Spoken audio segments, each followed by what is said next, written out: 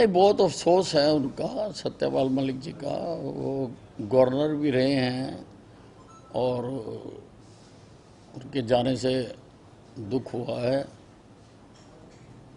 मैं उनके जो परिवार वाले हैं, मिलने जुलने वाले हैं, जो उनको दुख हुआ है, ईश्वर से प्रार्थना करूंगा कि उनके उस दुख को दूर करें।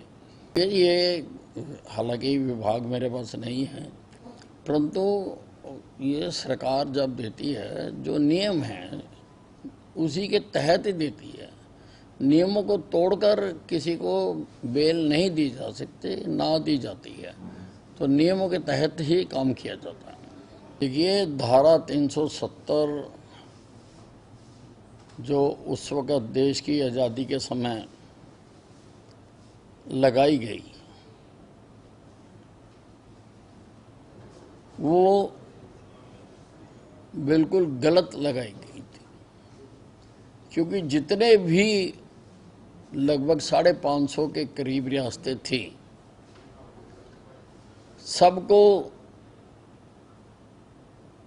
चॉइस दी गई थी कि वो किस में विलय होना चाहते हैं, और जिस विलय पत्र के ऊपर बाकी 550 रियासतों ने हस्ताक्षर किए, उसी विलय पत्र के ऊपर जम्मू कश्मीर के जो महाराजा थे हरि सिंह, उन्होंने हस्ताक्षर किए।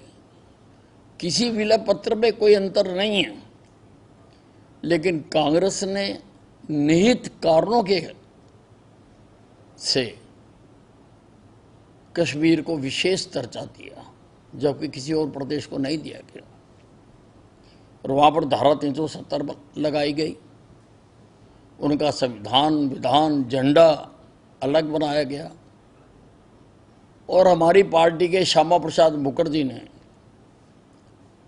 कहा कि एक देश में 2 निशान, 2 प्रधान नहीं रहेंगे, नहीं रहेंगे, और उनका बलिदान भी हुआ इसी में, वहां पर जाते हुए। कांग्रेस की सरकारों ने कभी इस ओर ध्यान नहीं दिया, और उग्रवाद भी धारा 370 की ही पैदावार है। न जाने कितने मासूम लोग और कितने सैनिक वहां पर शहीद हुए इस धारा 370 की वजह से। हमारी सरकार ने आने के बाद प्रधानमंत्री नरेंद्र मोदी जी ने एक बहुत ही बोल्ड स्टैंड लेते हुए कश्मीर से धारा 370 को खत्म किया है। आज कश्मीर का विकास हो रहा है।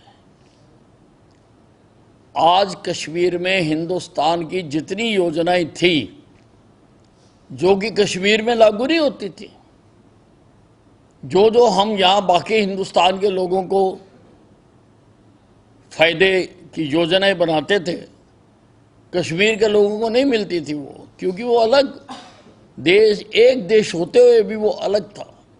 आज वहाँ के लोगों को भी वो सारी सुविधाओं का लाभ मिल रहा है, और बहुत तेजी से वहाँ पर विकास हो रहा है।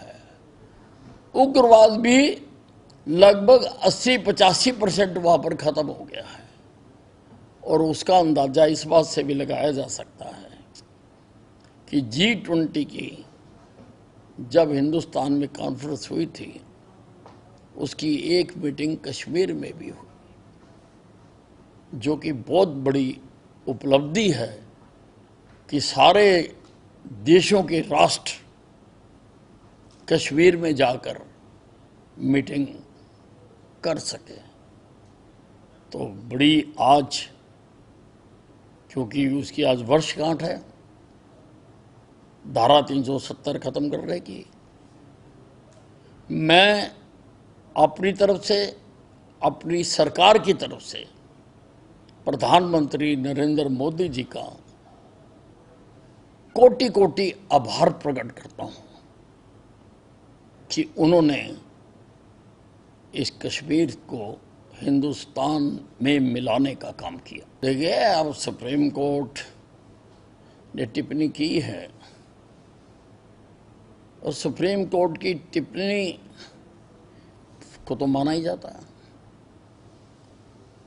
उन्होंने प्रश्न चिन्ह लगाया है राहुल गांधी के ऊपर और तथ्यों के सहित लगाया है। राहुल गांधी जी के वकील अभिषेक मनु सिंघवी ने उनकी पक्ष से वहाँ पर सारी बातें रखी हैं, लेकिन कोर्ट उससे सहमत नहीं हुआ है। राहुल गांधी जी का जो व्यवहार है, सारा दिन देश को कोसना, देश की बदनामी करना, कभी चाइना में कब्जे को लेकर जो कभी हुआ नहीं, कभी पाकिस्तान को लेकर, कभी जो सर्जिकल स्ट्राइक हुई उसको लेकर, एक भी कांग्रेसी नहीं, एक भी कांग्रेस के नेता नहीं, जो हमारे सैनिकों ने पाकिस्तान में कीर्तिमान स्थापित किया,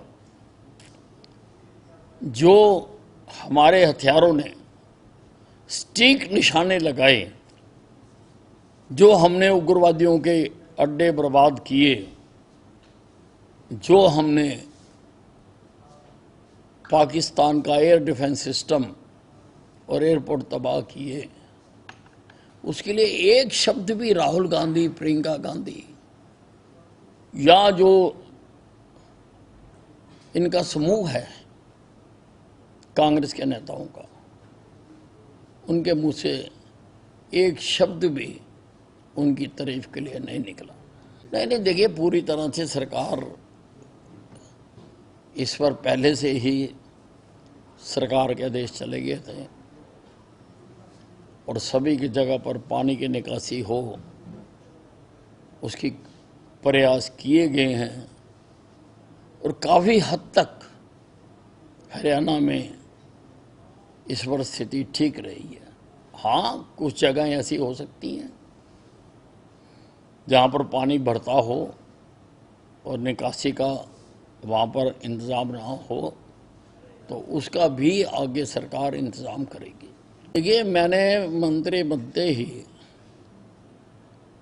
मैंने आदेश दिए थे कि हरियाणा की सारी बसों में ट्रैकिंग सिस्टम लगाया जाए और बाकायदा जिस प्रकार से एयरपोर्ट के ऊपर स्क्रीन लगी होती है कि कौन सी फ्लाइट कब आएगी, उसी प्रकार से कौन सी बस कब आएगी, ऐसे ही स्क्रीनें बस स्टैंडों पर भी लगाई जाएं और इसकी एक ऐप भी बनाई जाए कि कोई भी यात्री वो देख सके कि उसकी बस कितने बजे आ रही है।